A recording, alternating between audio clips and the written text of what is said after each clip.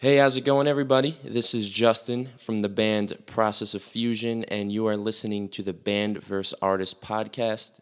Today, I am here with guest host Vinny Finaro, who is a rapper and a podcaster himself. How's it going, people?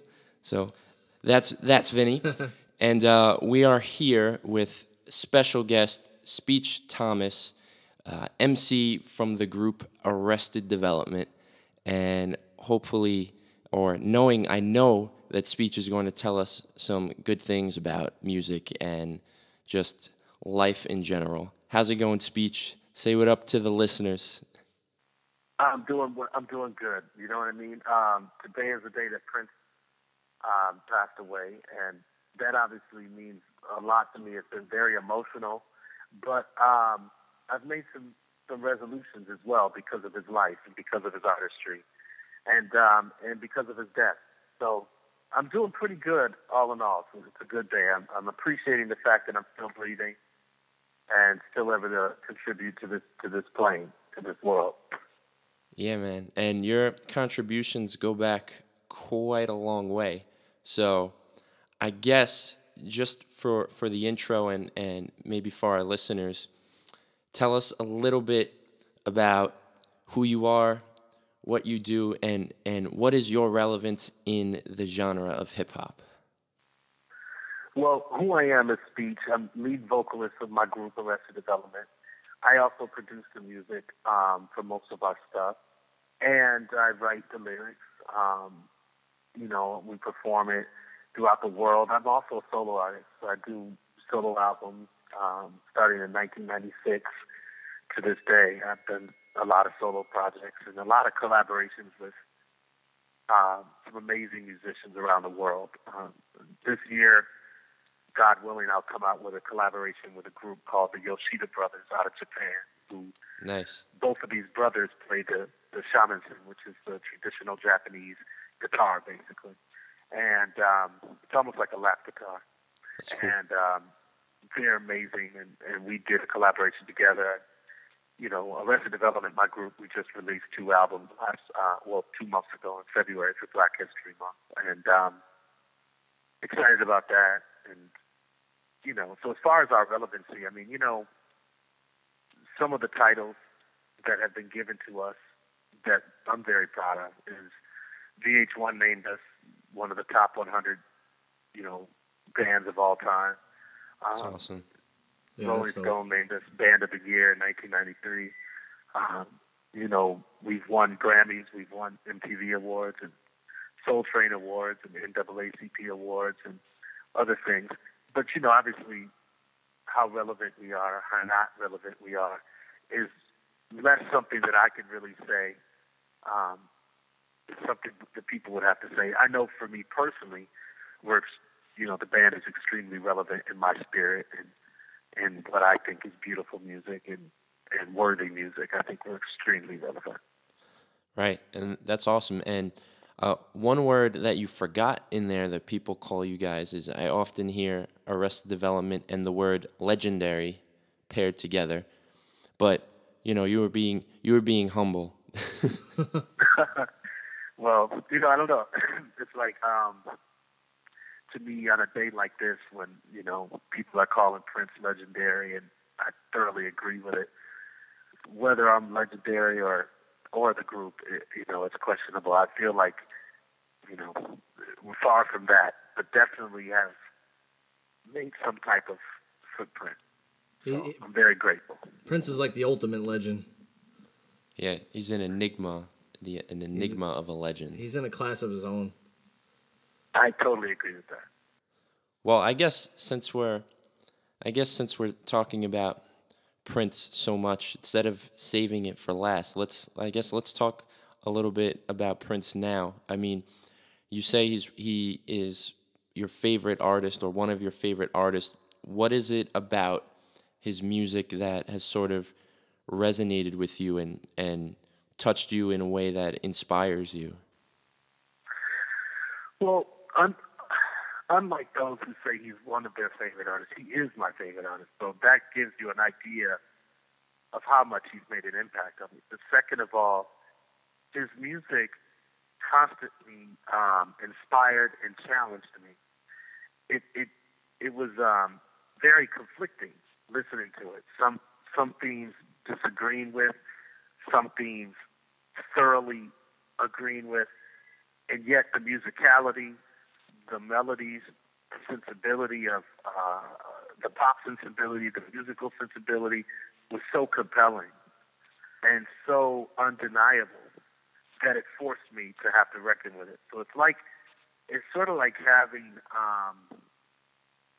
I guess it's almost like being in an earthquake where you're looking for solid ground, but the ground beneath you is shaking to where you have to reckon with the fact that you're out of control right now. And that's what listening to Prince's music and witnessing his presentation, because it wasn't just the music. It was the music, it was his style, it was his non-conforming nature. All of those things, you had to deal with it.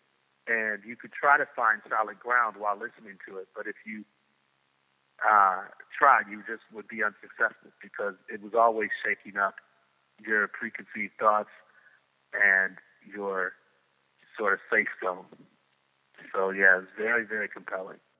So, Speech, Prince was like the ultimate artist, right? He did it all. He sang, he wrote, he produced. And from what I hear, from what you're saying, I mean, you're kind of the same. You're the same kind of artist. You do it all. You write your own lyrics. You produce. I'm sure you play music. Now, in today's realm of hip-hop and especially other genres, you don't have too many people that do that anymore. I mean, everyone has a ton of writers, a ton of producers. It feels like there's 100 names on one song now. Do you think that these big, huge, like, I guess you can say dream teams, music makers, it's taking away from the organic element of music in general?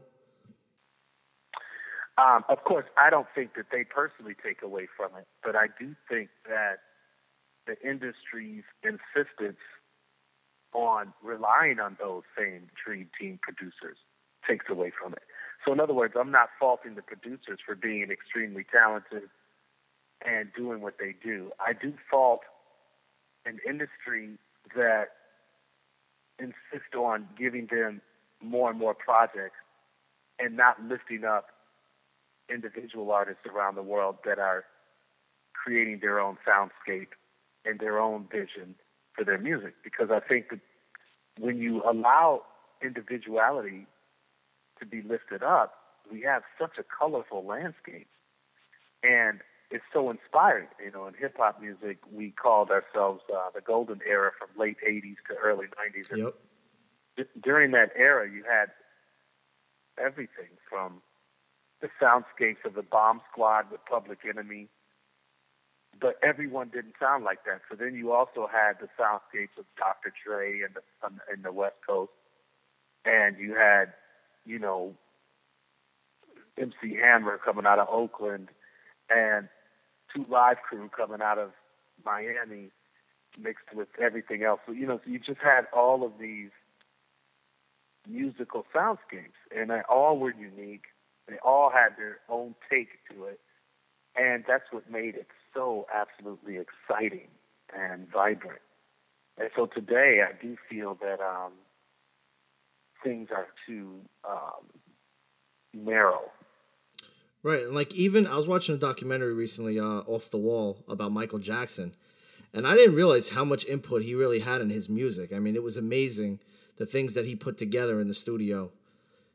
I was blown away by it. I mean, I had been under the impression that everything was kind of written for him, and he kind of went in. He was like Quincy Jones, right? Yeah. But I was blown away. I couldn't believe how much of a genius Michael really was. And, I totally agree with you. Michael was literally a genius, and what amazes me about artists like Michael or Prince is the world that they live in is so. It's almost like a Forrest Gump world, or like Eddie Murphy's movie, A Holy Man. Or there's this, there's all of us, and then there's this world that they live in. And I say they, meaning they weren't even in each other's world. I mean, they each had a world that they sort of lived in and of themselves. And it's always inspiring whenever you meet a human being like that who just sees things in a different way. And, I think I have part of that in me, but I'm amazed, again, with people like Michael Jackson or Prince, who I just think are just enigmas. I agree with that term. Yeah, yeah. It's funny. It's funny you mentioned that other world that these artists inhabit. I was watching a YouTube video about the director Kevin Smith was talking about an interaction he had with Prince, and Prince had asked him to film a documentary for him, and he didn't know anything about documentary filmmaking, so he wanted to tell Prince no. And when he went to his publicist, he's like, "Well, I'm gonna have to tell him no." And she goes, "Well, no, you can't do that." He goes, "What do you mean you can't do that?" She said, "Prince doesn't understand the word no. Like, he just doesn't get it. He lives in the world of Prince." Like, exactly what you said. Like, like, and one of the examples that she had given him was at 2 a.m. in the morning, he just decided that he would call her up and say, "Hey, I need a camel." And she's like, "What do you need a camel for?" He says, "Don't worry about it. I just need a camel." And she's, "Where am I supposed to get you a camel at 2 in the morning?" And he didn't understand, like, why this was a big deal. And she said it's because, he's in the world of Prince. And I thought that immediately came to my mind when you said that. And I guess sometimes to be the best at what you do, you just sort of have to embody your own your own realm of consciousness to sort of I guess bring out your creative talent. So Well, definitely see I that. totally agree with that. And I mean, Jesus had that same enigma, Right. and when he was on Earth, and he literally marched to the beat of his own drum. And whenever you see other human beings that have that trait, it's scary, it's exciting, and it's magnetic. Right. Yeah. And I guess to address some of the other stuff we said before, as far as this is something like I just came to my mind, talking about working with all these producers and how the great ones sort of take over music themselves. I often find in music, even listening to the radio, that beats and music, especially in pop music, they all sound eerily similar. And if you actually look up the credits of the music, it's like the same, as Vinny said, dream team of writers on every single song, basically just churning out random or newer variations of songs that already existed with different voices doing the song. So it's definitely, I guess it's definitely a far cry from what a major artist such as Michael Jackson, Prince, or even I guess rappers in the early '90s as they were coming up and really experimenting with the genre. It's just a totally different ball field out there. I couldn't agree more. And see, the thing is that music can stir so many emotions, and the human experience is so thick. It's so amazing. It's so spectacular that music can tap in to all of the emotions that we as humans can feel.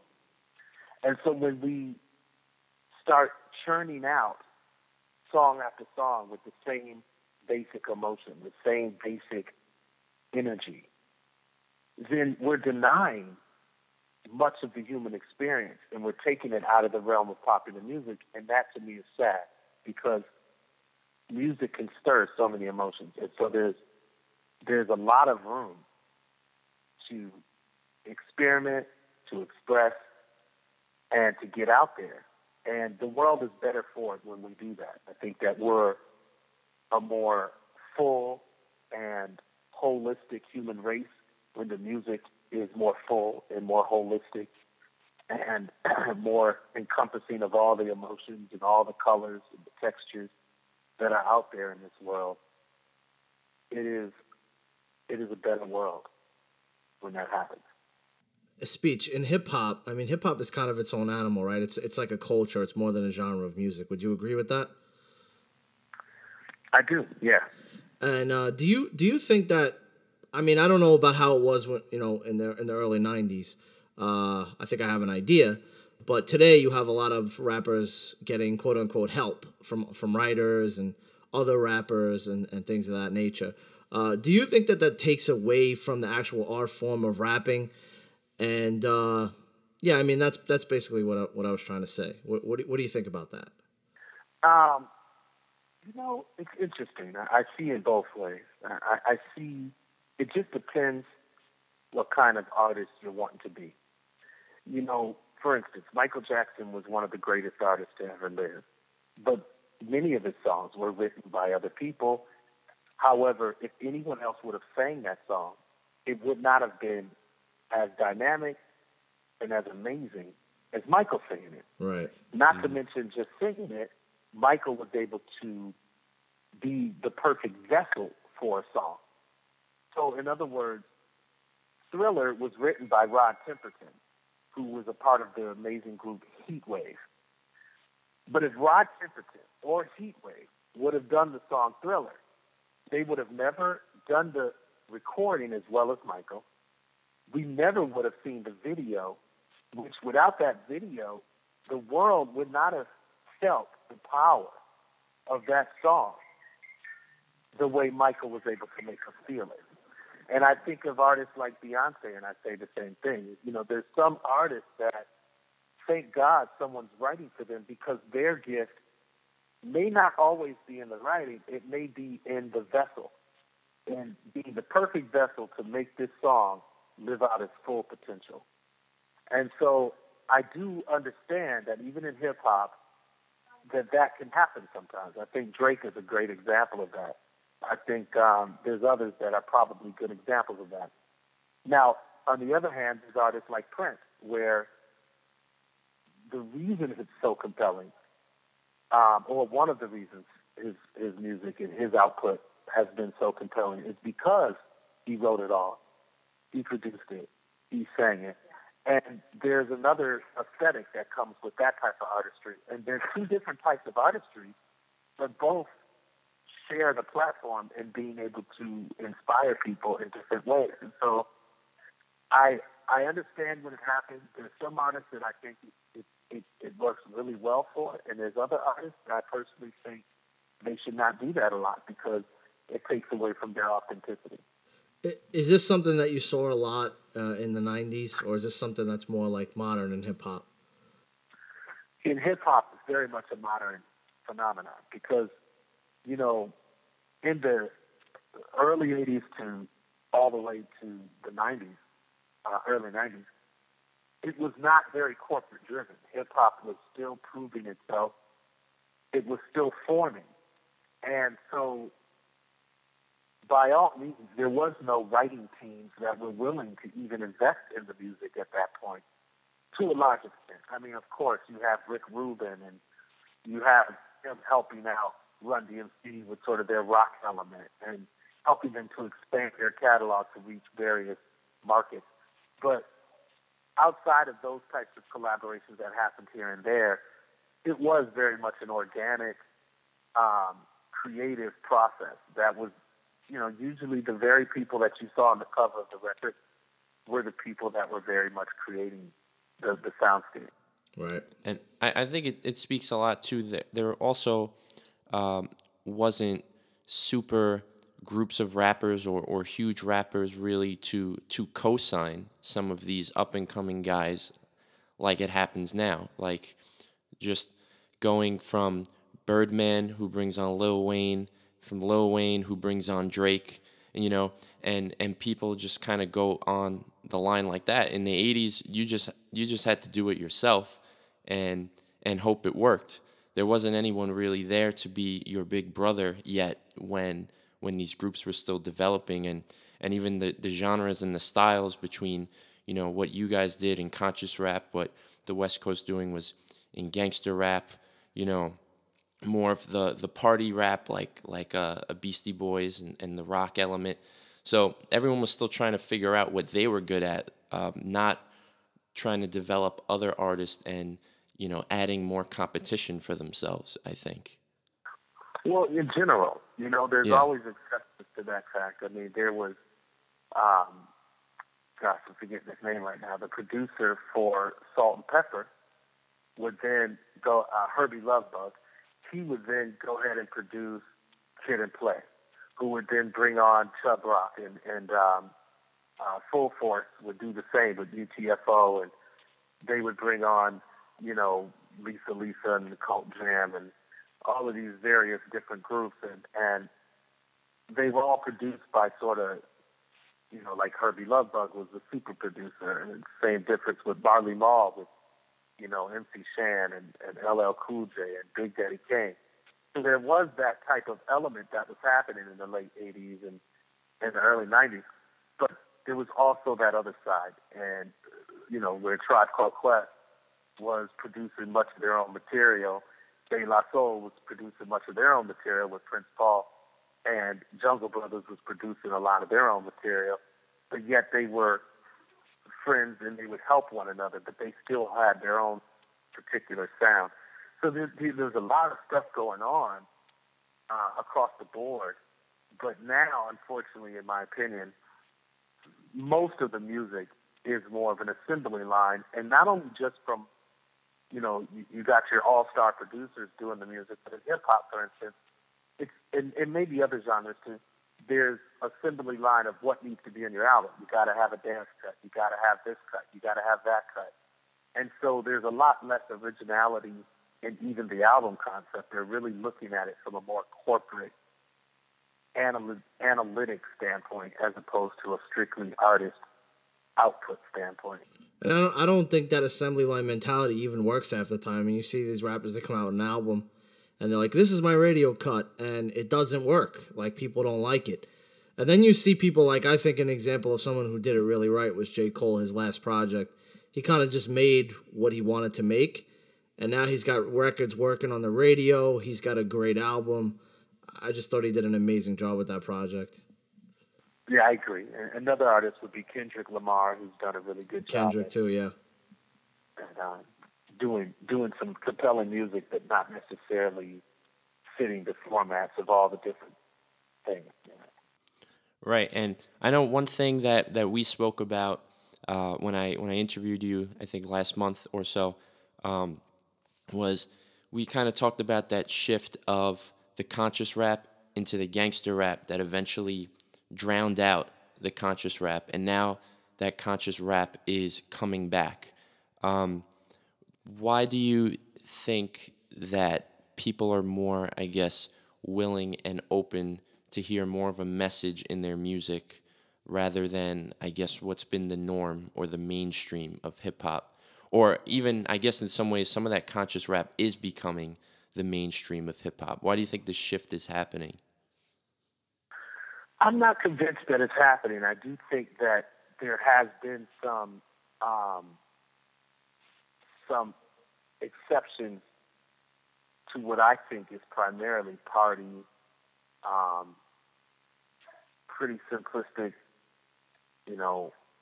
subject matter type music. So in other words, I think the exceptions are J. Cole to some extent and Kendrick Lamar to another extent. But maybe I'd have to be convinced that there's a lot of it. I'm not hearing a lot of it in pop culture, but I do hear, some exceptions. So yeah, that's what I think. But maybe I just have to be convinced. Maybe I'm not thinking about all of the artists that are actually out there doing really well. I think some of the bigger artists like a Cole or a Kendrick, I mean, they're selling a lot of records, whereas some of these other guys are really selling a lot of singles. They're not selling albums. Right. So that might be something to pay attention to, that they can both go platinum in 2016, and these guys who have these huge records on radio are maybe they could sell 1 million singles, but nobody really cares about the album. Right. And so yeah, I think that the music industry has been very, in my opinion, unwilling to open the doors of conscious artists to really get into the mainstream bloodline unless they're just those few exceptions. That's my experience so far. Word from our sponsors. Okay, so save it to Microsoft Word. No, gosh darn, my computer won't work. Well, take it to Computer Sam NYC. This guy can fix anything. He'll fix a broken laptop, a broken computer, a broken cell phone, broken tablet. This guy even fixes beepers. Who knows they made beepers anymore? I didn't. Just listen to all these satisfied customers. My computer was broken, and all of a sudden, whoa, it's great again. Mommy said the computer was broken, and then we called, what's his name? Sam, yeah, we called Sam, and now it's great again. Hi, this is Nicolas Cage. I wanted to tell everybody how great Computer Sam really is. My computer wasn't working, and now it is, so that's great. So remember, check computersam.nyc for your computer needs. See ya! I'm sort of interested in talking about the hustle of an artist in 2016 as compared to when you guys first started out. I mean, you always have to hustle, but I'm sure that hustle is totally different now. Can you maybe break down some of the differences on I guess how you promote and get your music out and just create as opposed to how you would have done it like 25 years ago or 20 years ago? Well, I mean, it's 100% different. The means of getting music out is via the internet, where before it was primarily via vinyl. I mean, you put a vinyl record out and you try to sell it to your friends and get it out there.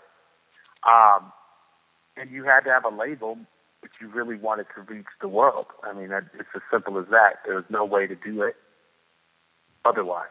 Yeah. So now, you obviously can put it out on the internet, and the biggest obstacle you have to overcome is marketing, finding your tribe, finding the people that are supportive and excited about what you do, and reaching those people.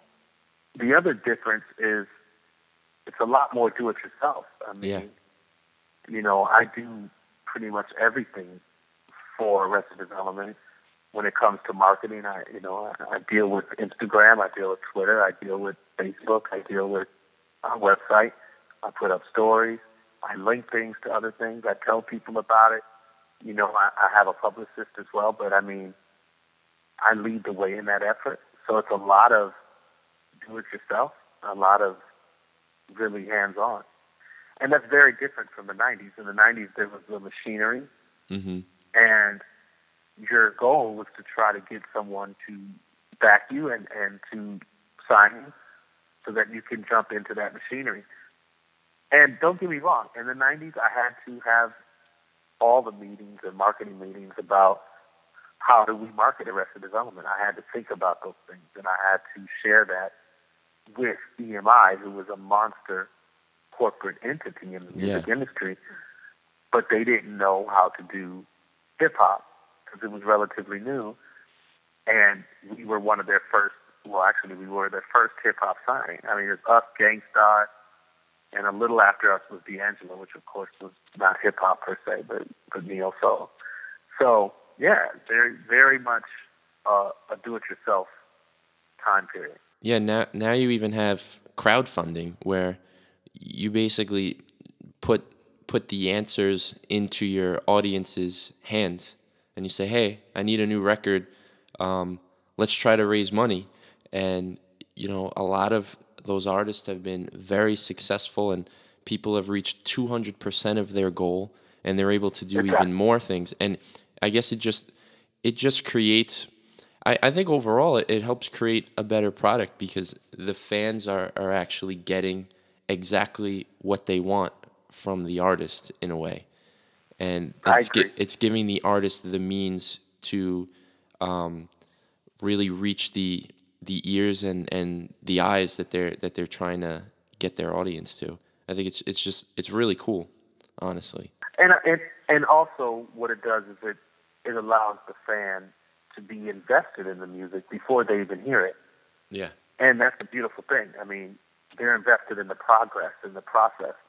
And that's amazing. You know, that doesn't work for every artist, though. I mean, in all fairness, there is a special lot of artists that take that phenomenon. They're able to really sort of feel at home using that technique of crowdfunding and making records that keep their audience excited. There's so many other artists that fail at that miserably. And so I don't think that it's the end all as far as trying to make it, but I definitely think it's one of the options. And if it fits you right, it's like Bob Marley said, if the cap fits, then let them wear it. If that cap fits you, I think that's a perfect route to take. It's not the only route that people should take. So, Speech, I just want to shift gears a little bit. I understand you're a pastor. Is that correct? Yes. Okay. I host another podcast. I'm actually a co-host. It's called the Faithfully Podcast, and we deal with race and faith. Those are two of the main topics that we talk about. And one of the things that we talk about is how Sunday morning is the most segregated time in America. Right? You know, you have the whites in one church, blacks in another church, Asians in another church, Spanish people and Hispanics in another church. What do you think about that as far as the church in America and the way things are divided? I think it should be one of the biggest concerns of the church. And I think that the only way to truly defeat that division is for churches to dig deeper and deeper into the gospel and shed more and more of the American filter of the gospel. So in other words, there's the gospel that's in the Bible, and then there's how America interprets that gospel to fit American culture and to make it work within our context. And I know that it's a very tough thing to do, to shed those things, but I think the more we shed them, the more we can get to the multicultural, multi-class church that is described and is lived out in front of our eyes in the scriptures, in the New Testament scriptures. Right. Makes sense. And I know when we spoke last time, you also said that you often feel that churches are sort of afraid to tackle these tough subjects of race and just things that may be deemed too controversial, that they kind of want to sweep it under the rug. How do you think that, I guess with everything that's going on in the news, and you have the elections going on, and there's just so many people divided and all over the place, what is something that everyone could find some sort of common ground on to sort of open up the conversation about the real issues, and how can we come from different sides and try to find the solution? Sure. I think that the key to that really is looking at the life of Jesus and focusing on Jesus, because it's one thing to just say his name a lot and to talk about the Gospels a lot. It's another thing to really look at what he did. I mean, Jesus really shed himself of all earthly concepts, and including riches, including fame, including notoriety, including even a huge following.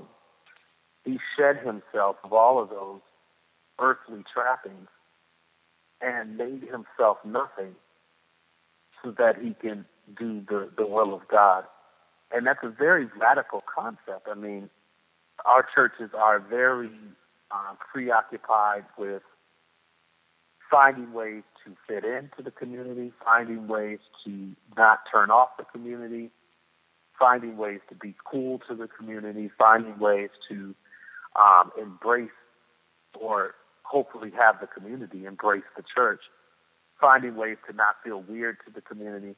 And I get all of those attempts. I think that they're noble in that we're trying, you know, and at the same time, I think the true solution is shedding all of those things. When you look at the first century church, it's uncomfortable for me to look at the reality of that church.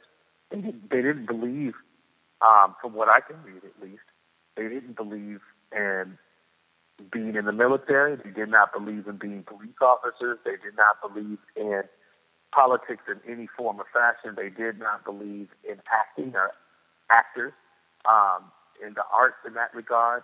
And it's very uncomfortable. I'm an artist. I love acting. I love to ride the fence about things that I listen to. I mean, it was a very truly separate from the world type of experience that you read about when you look at first century Christian literature and apologetics. When some of the leaders of the first century churches talked about the issues that affected them in their time, which are very similar, by the way, to the issues that affect us now, their response to it was total separation. And I'm not suggesting this is an easy solution. I just think that this is the true solution that will truly separate believers from non-believers and help non-believers to see what it looks like to follow Jesus. And it truly is a true contrast. And at that point, I think you can let go of conversations of race to a large extent. You can let go of conversations of presidents and so on and so forth, or I should say campaigns. Because at that point, you're shedding all of the things that the world gets caught up in, and you're truly focused on the church itself being a living, breathing entity that lives among itself, and people join it, but it never joins the people. And it's a very different concept. And so it's tough. I must say I'm a very Americanized person, and the church is very un-American. And I don't mean that in the negative sense, like anti-American. I just mean the church. I don't even know if the first century church would recognize the church in this century. I'm not sure. I'm not sure of that. You mentioned something before, and it kind of intrigued me. You said that the church has an American filter. What is that exactly to you? I think that it's similar to what I was just talking about, where we are trying to find a way to make it fit our lifestyle, to make it fit our comfort zone. You know, we want to dress, like our wives want to look sexy and pretty, and so they will decide to make the gospel fit that reality. Us men, we want to sort of walk the line of being in the world and not of the world, and so we'll make the church fit that reality. You know, the divisions that go on throughout all of the various denominations and churches, we want to make that fit, even though the Bible says to not have those divisions and to agree with one another. We want to make it fit our reality. And so I think that's what I mean by this filter. It's just we love the comforts of America, and we want our Christianity to fit those comforts. It's funny, there was a preacher that came from Africa to preach to our church a long time ago, and probably about 10 years or more so.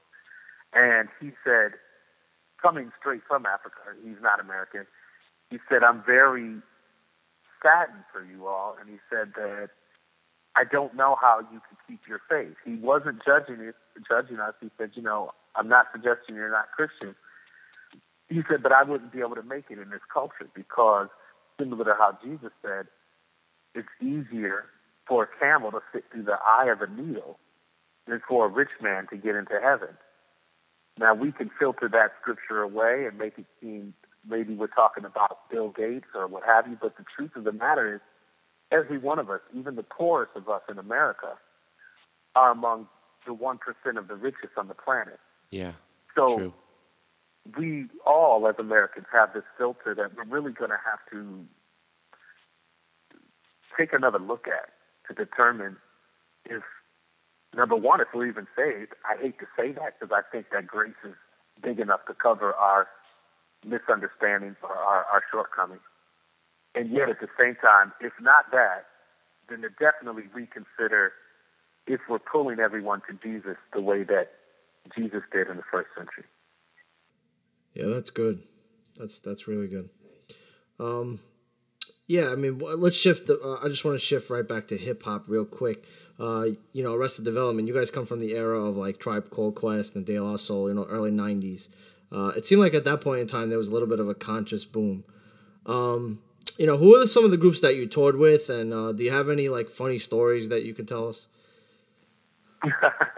I toured a lot of groups. I mean, well, less touring, but did shows with a lot of groups. De La Soul, Tribe Called Quest, Queen Latifah,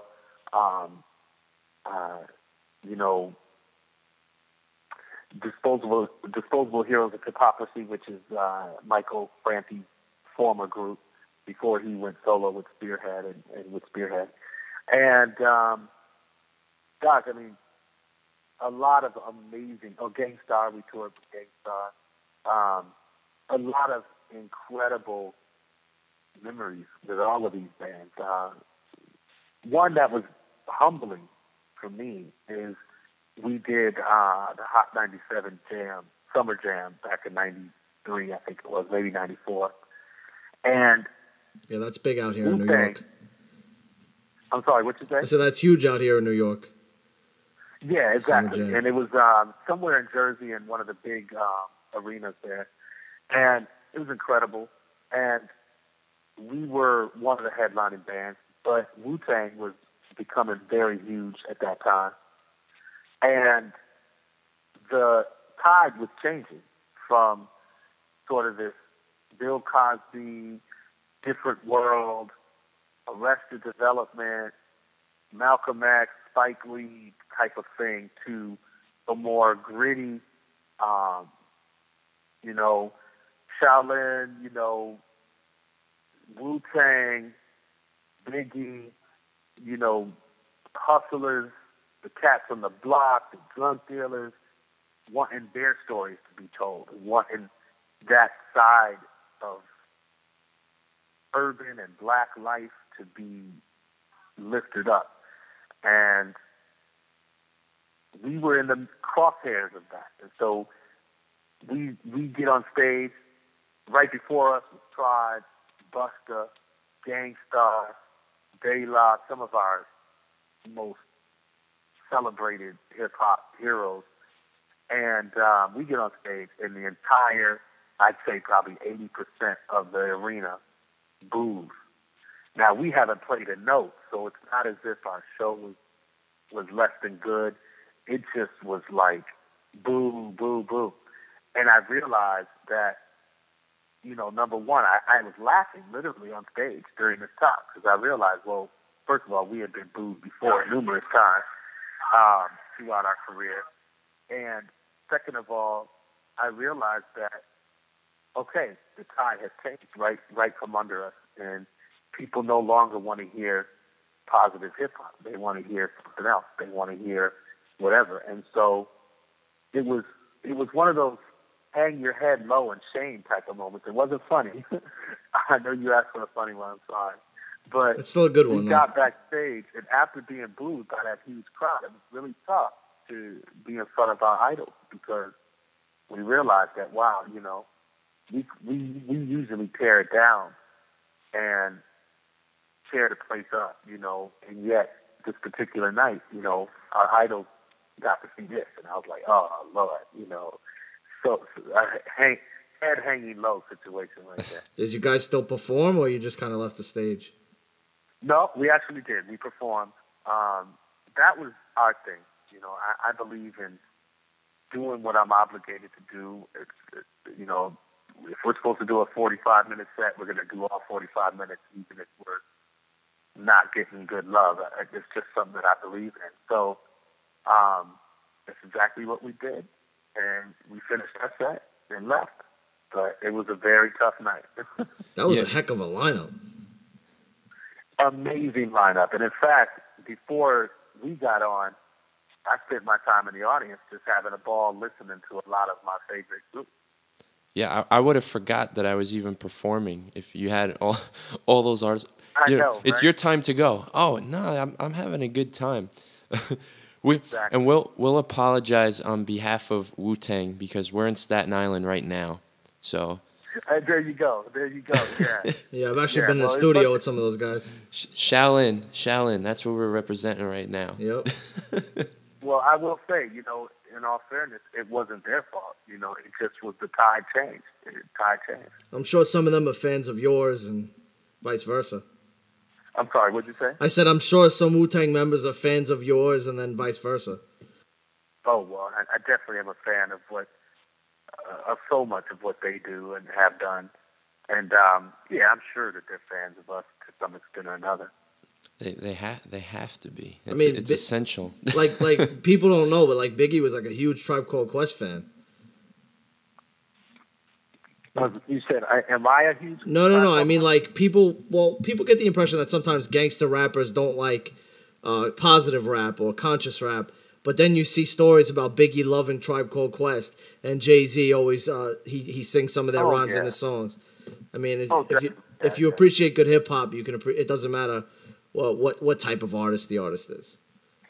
Yeah, well, Tribe has truly transcended, pretty much any category because they've become the quintessential backpack hip hop group of all time. Right. Yeah. And we recently lost Fife too. That was another big loss to music. Very big loss.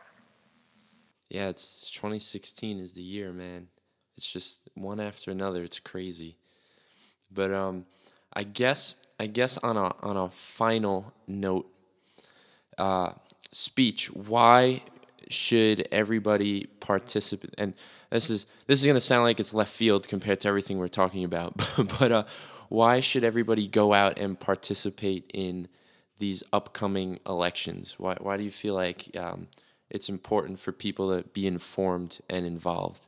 And I guess this will sort of be our closing thoughts. Sure. I think it's extremely important to vote.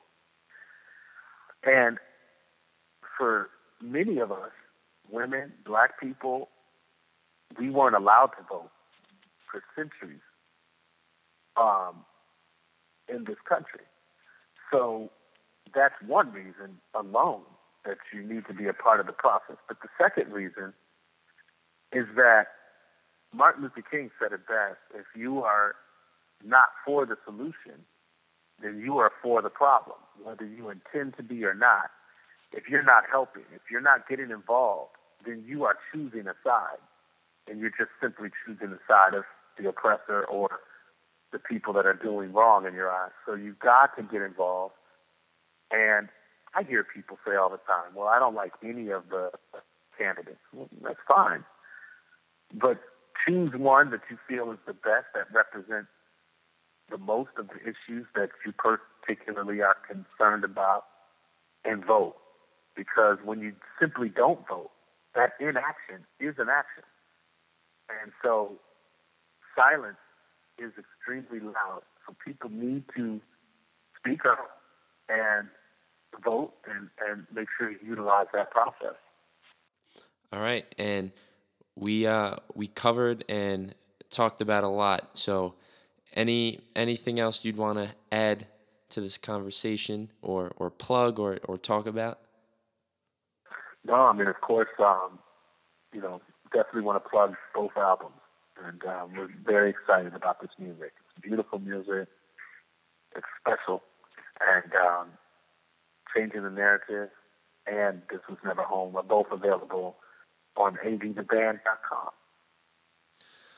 All right, and that was Speech of Arrested Development on the Band vs. Artist podcast. Speech, thanks so much for joining us. And you drop knowledge as always. and that's what I was Man, that's what I was anticipating. I appreciate it, man. I appreciate it. The first time we got, the interview, it was great. You guys always do a quality job, man. So I appreciate it. It's all my pleasure. And when's the next time you're heading to New York? Well, actually, we got some plans to come there soon. So on the website is our tour dates. I'm horrible at tour dates. Like, I never know when we're leaving. And my wife just tells me, like, a day before we leave, hey, we got shows. And I simply do whatever she tells me. And I never know our tour dates, unfortunately. It's pretty rare, I should say. Not never, but it's rare. So, yeah, on our website, avtheband.com, there's the whole plethora of either shows right now. If we haven't put all the shows up, we're going to be putting more and more up because we're actually getting a lot more gigs. And we're about to get busy in May and June, July, and all throughout the rest of the year. Awesome, man. So then maybe we can have one of these cool conversations in person. I will look up the tour dates and then and I'll tell you. I was like, listen, you're going to be in New York this day. I'm going to come find you. And I would like to hook up. So yeah, next time I'm in that area, let's definitely hook up. Real, I'm into that. I really like, building, especially legitimate and cool friendships. It's all good. All right, cool, man. Appreciate it. And you're more than welcome to be on our podcast, the Faithfully Podcast. Oh, well, I'm very, very happy to be there. So anytime. We'd love to have you want you. to be a part of it, just let me know. All right, I will. Down. All right. Okay, brother. All right, Speech. Have a good night, man. Y'all too. Peace. All right, peace. All right, so that was Speech Thomas of Arrested Development. This guy always drops knowledge bombs every time I talk to him.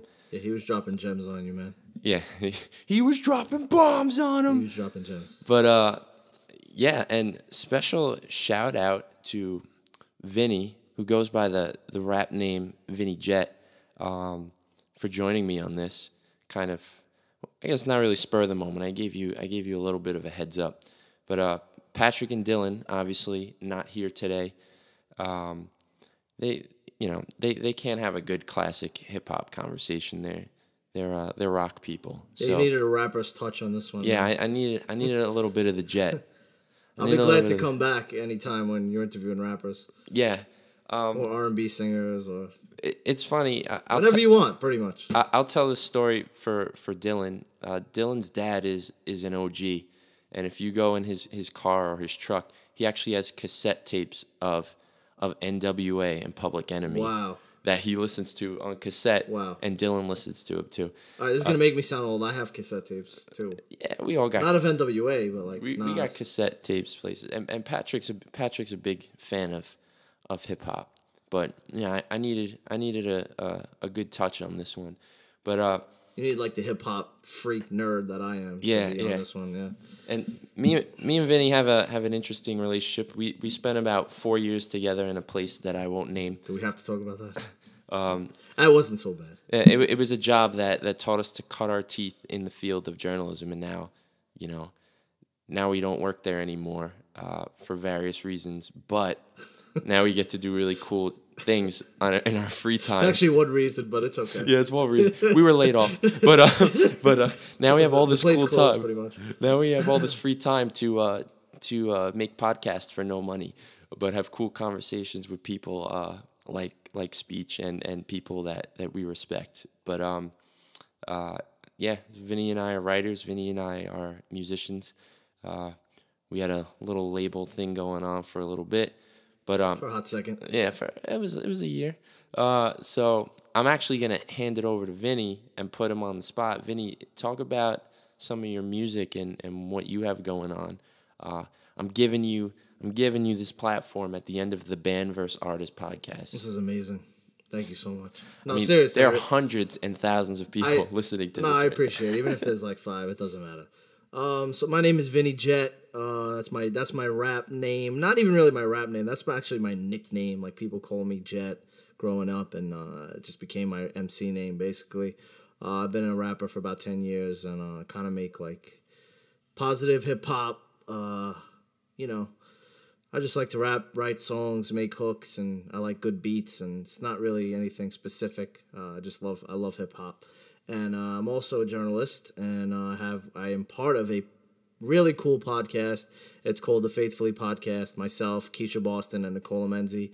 It's attached to faithfullymagazine.com, and we talk about faith, race, and culture, and where it all meets. So yeah, that's out there somewhere. It's on the Twitterverse. So check us out at Faithfully Podcast. Yeah, so I mean that's it. I have 2 albums out there in the universe. The one is probably people actually have the physical copies of it. It's not online. The other one's online at Bandcamp, vinnyjet.bandcamp.com. And I have a SoundCloud account, VinnyJet. I have a couple of songs on there. I'm probably going to put out a new record soon. And I'm working on a lot of stuff. So I hope it all gets out soon. Yeah, I'll keep you posted, or if we have him back, we'll maybe we can premiere a song on the podcast. Well, I guess we'll figure that out later. Cool. But yeah, again, special thanks to And Speech vice versa. Thomas. Sure, I'll take it. Special shout out to Arrested Development's Speech Thomas. Thanks again, Vinny, for joining us. Patrick and Dylan, you guys are losers, but I love you. You're still my boys. Shout out to Computer Sam, who helps us out with this podcast. Sam. Computer Sam. He's helped out Vinny too. And special thanks, as always, to the Kings of A&R website for hosting our podcast and giving us support on their Facebook page and on their site.